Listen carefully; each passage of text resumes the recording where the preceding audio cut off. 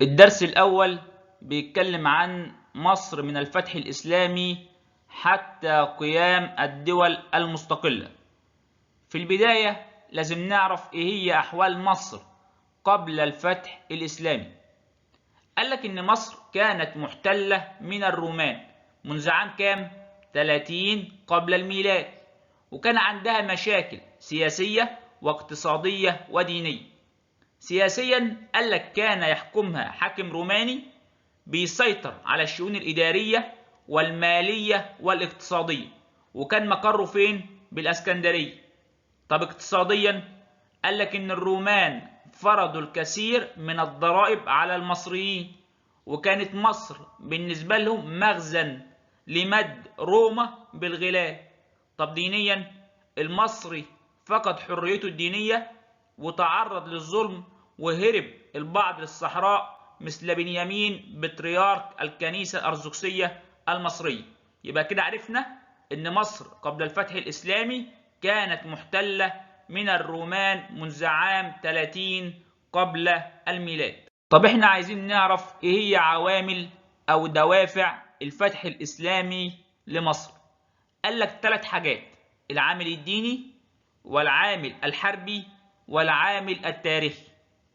العامل الديني لنشر الدعوة الإسلامية ولتصبح مصر سندا قويا للمسلمين، وذلك ايه؟ عملا بأقوال الرسول.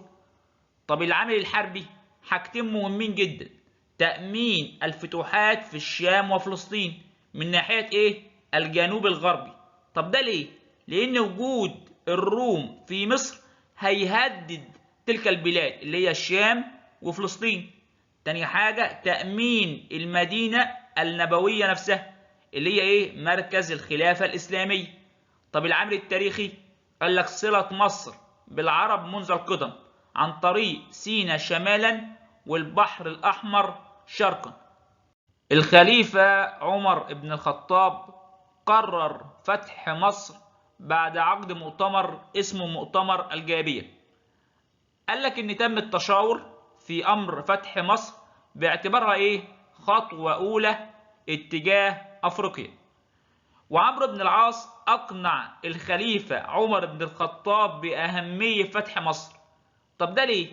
لانها تشكل ثقل استراتيجي. تاني حاجة ما وصلت اليه من ضعف تحت حكم الرومان. يبقى عمرو بن العاص اوضح اهمية فتح مصر لانها تشكل ثقل استراتيجي. تاني حاجة ما وصلت إليه من ضعف تحت حكم الرومان. مراحل الفتح الإسلامي لمصر.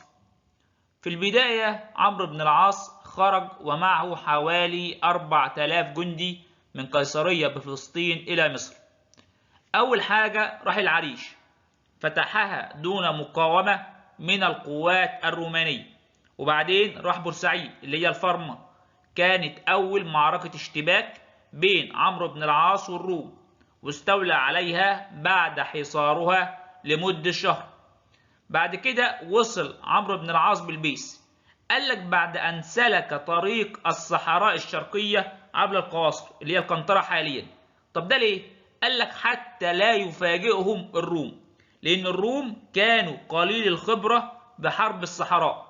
يبقى عمرو بن العاص سلك ليه طريق الصحراء الشرقية؟ لأنه كانوا الروم قليل الخبرة بحرب الصحراء. وأول ما وصل بالبيس انتصر عمرو بن العاص على القائد البيزنطي الأرطبون. وبعدين وصل أم دنين اللي استطاع عمرو بن العاص الاستيلاء عليها، وفر الرومان إلى إيه؟ إلى حصن بابليون. يبقى عندك العريش، وبعدين الفرمة، وبعدين بلبيس، وبعدين أم دنين.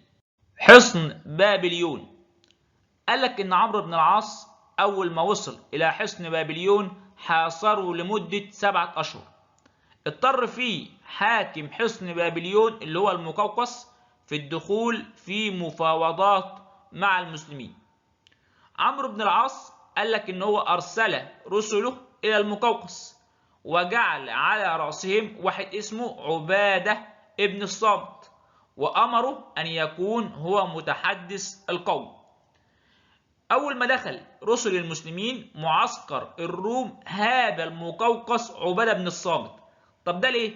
قال لك لسواده وفرط طوله، وأراد أن يتكلم غيره. فالمسلمين ردوا عليه وقالوا إيه؟ إن هذا الأسود أفضلنا رأيا وعلما. أول ما سمع المقوقس هذا الكلام رغب في عقد اتفاق مع المسلمين. طب إيه هو اتفاق الصلح بين الطرفين؟ أول حاجة أن يلتزم الأقباط بدفع دينارين عن كل رجل بالغ يعفى منها الشيوخ والنساء والأطفال.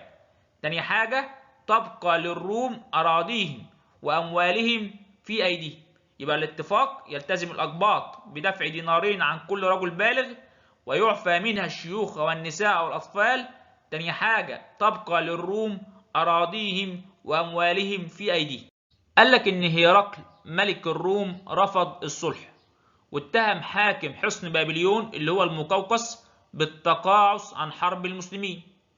فأول ما طال حصار حصن بابليون قال لك إن صعد الصحابي اللي هو الزبير بن العوام وكبره، فظن الروم أن العرب اقتحموا الحصن فولوا هاربين، واقتحم المسلمين حصن بابليون. فتح الإسكندرية في 21 هجريا زحف عمرو بن العاص بجيشه إلى الإسكندرية وفرض عليها الحصار، ووضع ابن العاص خطة حربية نفذها جنوده، وعلى أثرها سقطت المدينة في يد المسلمين وتم عقد صلح الإسكندرية. طب إيه هو عقد صلح الإسكندرية وشروطه؟ أول حاجة تعقد هدنة مدتها 11 شهرا. 2. يتم ترحيل الحامية الرومية بحرا ومعهم كل أموالهم. أما الذين سيرحلون برا فعليهم دفع جزية عن شهر وذلك مدة اجتيازهم الأراضي المصرية. رقم 3. ألا يعود الروم لمصر ثانية أو يحاولوا استردادها. رقم 4. ألا يتعرض المسلمون للكنائس بسوء. رقم 5. بقاء اليهود بالإسكندرية. آخر حاجة يبقى بأيادي المسلمين 150 جنديا روميا و50 مدنيا لتنفيذ بنود المعاهدة. قال لك إن بعد إتمام فتح مصر ظهر تسامح عمرو بن العاص مع المصريين. أول حاجة أمن المصريين على عقائدهم وأعراضهم وأموالهم. تاني حاجة ألغى كل أنواع الضرائب اللي فرضها مين؟ الرومان. رقم 3. تعهد إلى البطريرك بنيامين وجميع الأقباط بالحماية، وأعاد بنيامين لرئاسة كنيسة الإسكندرية.